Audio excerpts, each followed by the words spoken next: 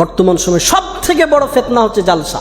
আর জালসাতে যারা মাদ্রাসার কমিটি পক্ষ, দাড়ি চাচা, সুদখোর, বেনামাজি, যার ইসলামের ন্যূনতম ধারণা নেই, ও বক্তা সিলেক্ট করছে, বলছে অমক বক্তাকে নিয়ে এসো, বিশাল ভাইরাল বক্তা, ওকে নিয়ে আসলে লোক হবে আর আদায় বেশি হবে, আমাদের মাদ্রাসা ভালো চলবে।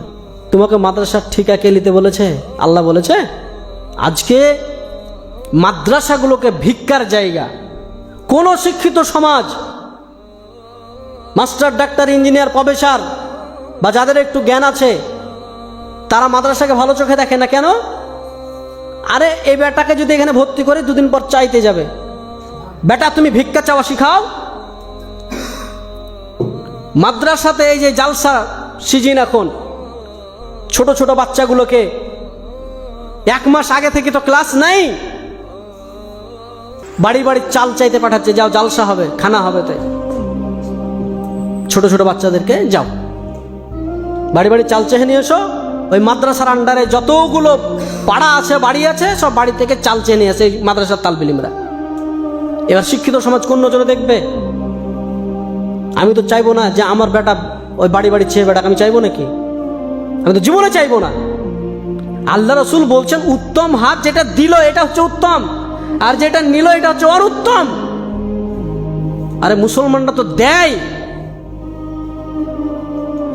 আর তুমি ভিক্ষা করা শিখাচ্ছ।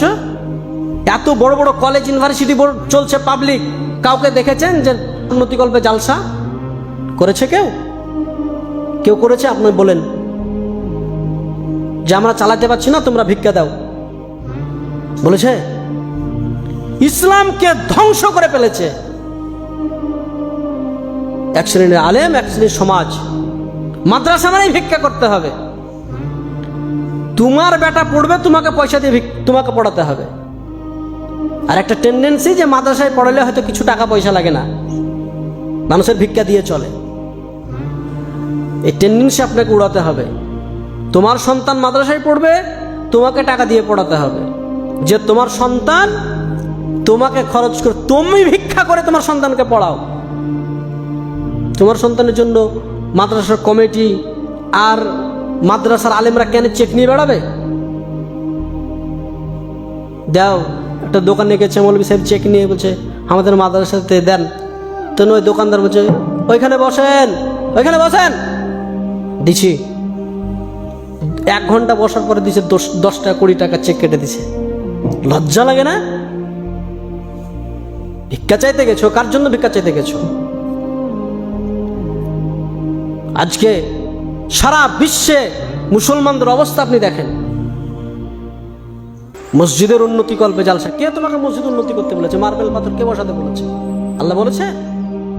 মানুষের ইমান নাই, নামাজির সংখ্যা নাই, মসজিদে টাইলস বসাতে হবে, এসি বসাতে হবে। কে বলেছে? খালি মোরে দেখো, ফেরেশতারা ডান্ডা নিয়ে বসে আছে। গিলাদুন শিদাদুন লা ইয়াসুন আল্লাহ মা আমারাহুম। দিনকে মজাক পেয়ে গেছে।